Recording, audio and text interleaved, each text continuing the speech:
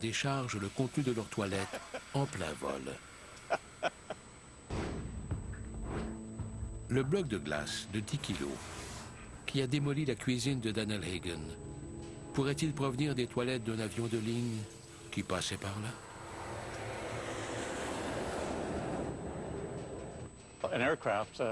Ça fonctionne exactement comme dans un véhicule récréatif. Voici le panneau d'accès à la cuvette des toilettes qui permet de la vider une fois au sol. Il n'est pas accessible en vol. S'il advenait que le contenu s'échappe, il serait minuscule et ne pourrait certainement pas donner naissance à un bloc de glace. Je ne vois vraiment pas comment un bloc de cette taille aurait pu se former sur un avion et se détacher ensuite pour tomber sur Terre.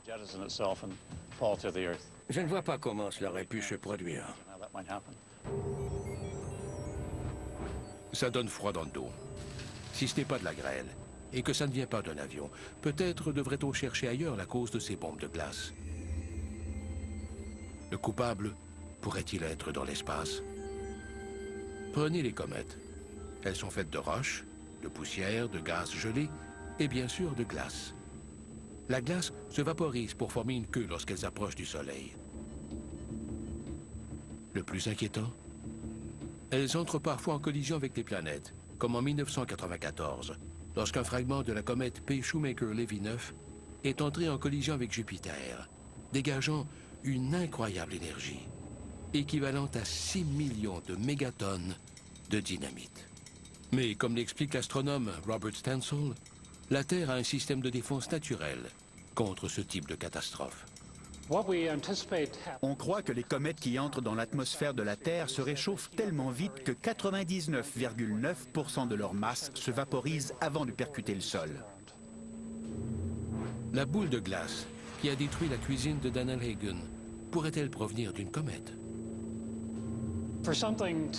Pour qu'un bloc de glace se rende ici avec la taille d'un ballon de basket, il aurait dû être immensément plus gros au départ. C'est le problème. Le ciel est sous observation constante. Alors, comment une comète filant à 260 km/h, suivie d'une traînée de fumée, aurait-elle pu passer inaperçue? C'est insensé. Ce n'est pas de la grêle, ça ne vient pas d'un avion, ni de la cuvette, et ça ne vient pas de l'espace. Qu'est-ce que ça peut bien être? Voici le météorologue David Jones. Sa théorie repose sur un tout nouveau phénomène météorologique dont personne n'est à l'abri. Ils ne sont pas cosmiques et ne proviennent pas de l'espace. On croit que ces énormes blocs de glace se forment à haute altitude dans l'atmosphère, au-delà des phénomènes météorologiques courants. D'accord.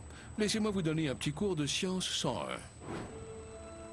Selon David Jones, c'est ici, à la limite de la zone chaude et humide de la troposphère et de la zone froide de la stratosphère, que les cristaux de glace se forment. Les vents causés par la rencontre de l'air chaud et froid créent une zone de violente turbulence, assez forte pour maintenir les boules de glace en suspens pendant qu'elles se forment. Les cristaux se forment grâce à la turbulence, et l'air humide leur permet de grossir, un peu comme les grêlons, jusqu'à ce que les vents n'arrivent plus à les soutenir et qu'ils s'écrasent au sol. Attendez un peu. Et comment appelle-t-on ces blocs de glace mutants? Des méga-cryomata? Désolé. C'est à cause de l'avion. Ça ira. Comment appelle-t-on ces monstres de glace? Des Méga-cryométéorites. Méga pour gros, cryo pour glace, et météorite pour d'origine atmosphérique. Le plus inquiétant, c'est que le nombre d'incidents dus à ces méga-cryométéorites est en hausse. En 2007, un résident de Tampa, en Floride, bichonnait sa Ford Mustang quand elle a soudainement été percutée par un bloc de glace de la taille d'un ballon. Aïe! L'impact a été si violent que le toit a été complètement aplati et la voiture sport a bondi à 1 mètre du sol. Depuis 1950, une centaine d'incidents impliquant des fragments de glace tombés du ciel ont été rapportés et confirmés. Depuis environ 2001 seulement, plus d'une cinquantaine d'incidents ont été rapportés. D'après de nombreux scientifiques, les méga-cryométéorites pourraient être une autre conséquence du réchauffement climatique et du surplus d'air chaud qui atteint la stratosphère. Impossible de prédire si ce drôle de phénomène prendra de l'ampleur dans l'avenir. Que la théorie des méga-cryométéorites soit vraie ou non, une chose est sûre. Vous feriez mieux de garder un œil sur le ciel. Car vous pourriez être surpris. Et moi aussi.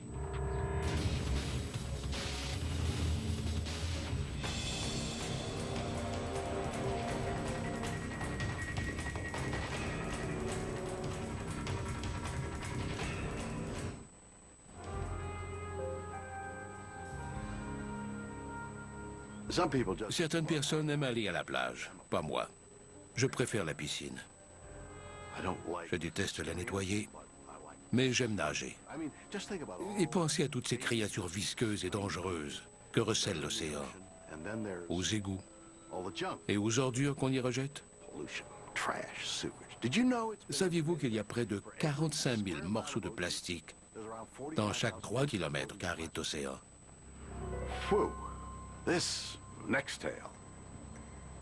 La prochaine histoire concerne les débris les plus sinistres et mystérieux jamais échoués sur les plages de l'Amérique du Nord. Vancouver, en Colombie-Britannique, célèbre partout dans le monde pour les Jeux olympiques d'hiver de 2010, et tristement célèbre pour cette série de découvertes macabres. Le 20 août 2007, à Jedediah Island, une jeune fille fait une macabre découverte en prenant une marche sur la plage.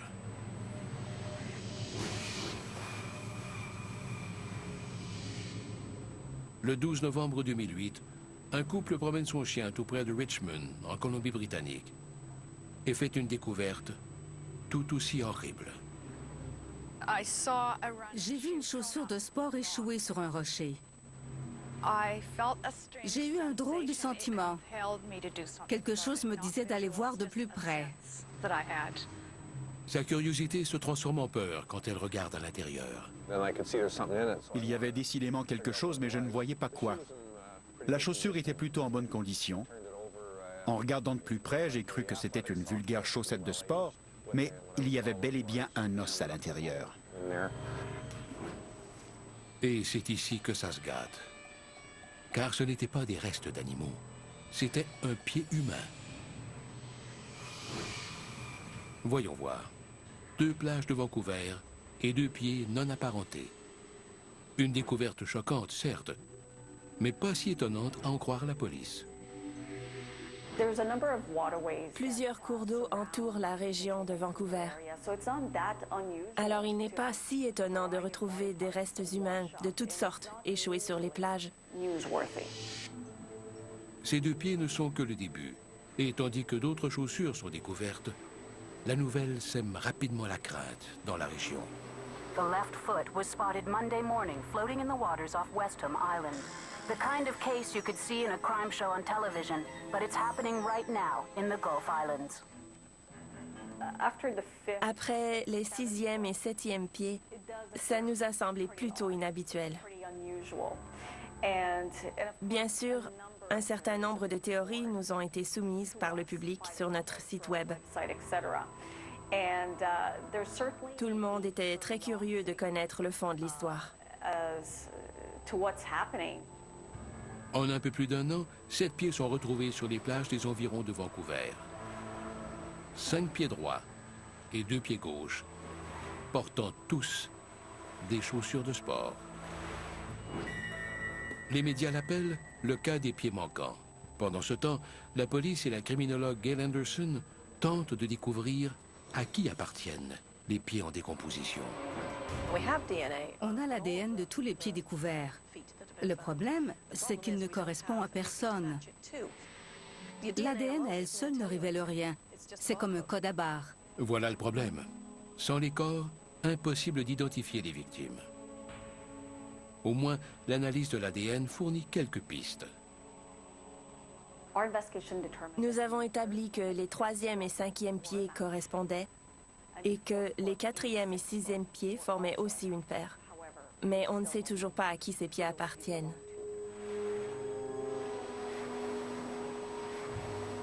Le cas des pieds manquants. J'ai des frissons rien que d'y penser.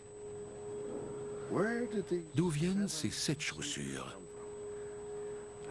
Et à qui appartiennent ces pieds? Partout dans le monde, des journalistes, scientifiques, blogueurs et détectives amateurs y vont de leurs théories. Des employés de salons funéraires qui jettent les corps à la mer? Un coup monté tordu, réalisé par des étudiants en médecine? Ou est-ce l'œuvre d'un autre meurtrier en série de Vancouver? Oui, j'ai bien dit un autre. Certains ont cru qu'il s'agissait d'un autre tueur en série. En 2007, Robert Pickton est condamné pour le meurtre de 6 femmes de Vancouver et accusé du meurtre de 20 autres. Aurait-il quelque chose à voir avec ses pieds?